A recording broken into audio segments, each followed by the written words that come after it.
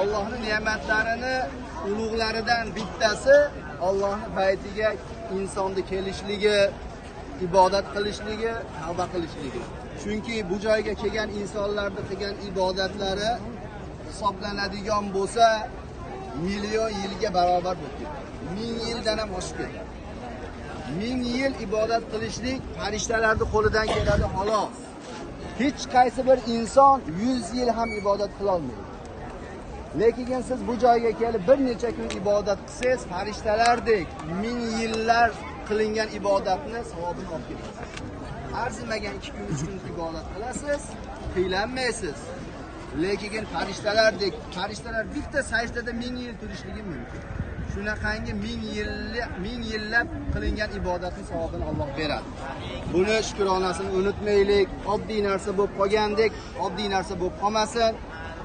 Alhamdulillah, Allohga beadad hamd sanolar bo'lsin. Mana shu qarshimizdagi tog', Arafat tog'i, kichkinagina tog', mana shu joyda Odam alayhissalomning duolari ijobat bo'lgan. Mana shu maydonda hammasi ko'zingiz ko'rib turgan atrofingiz maydon duolar ijobat bo'ladigan maydon hisoblanadi.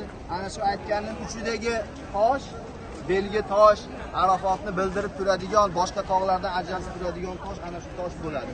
Arafatga kirishlik uchun aylanib o'tib nari tarafga o'tishligimiz kerak ekan. Hamma joydan kirishimiz, bu yoqdan kirib, bu yoqdan chiqib ketish kerak bo'ladi. Agar bu joyga kiradigan bo'lsak, vaqtimiz ketadi, yo'q, kiramiz, toqqa chiqamiz degan insonlar bo'lsa, vaqt beriladi. 15-20 daqiqada borib, tezda borib chiqishga kerak bo'ladi. Lekin mana shu joyda o'zi ham duolar ijobat bo'ladigan joy. Qur'on bo'lsa hammamiz duo qilaylik. Undan keyin 15-20 daqiqa vaqt beramiz.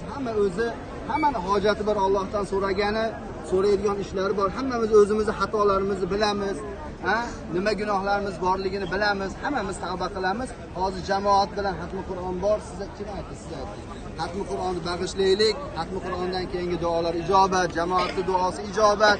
Uni ustiga Allohning rahmati yog'ilib turgan joydamiz. Yana bitta bor ekan. Xo'p. Ularni ham bag'ishlaymiz. Xatmi Qur'on bag'ishlanayotganda, xo'p. Nima maqsadda qilingan bo'lsa, Alloh maqsadini beradi.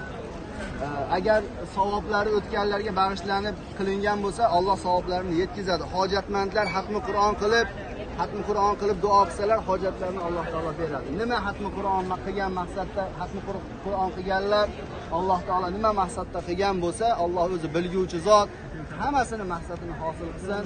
Xatmi Qur'on qilishlik uchun 3 marta ixlosda o'qiymiz va hamma birgalikda duo qilamiz. Inshaalloh duolar ijobat bo'ladi. Xo'p. Shu holatda eshitib turamiz. Turgan holatimizda men o'qiyman.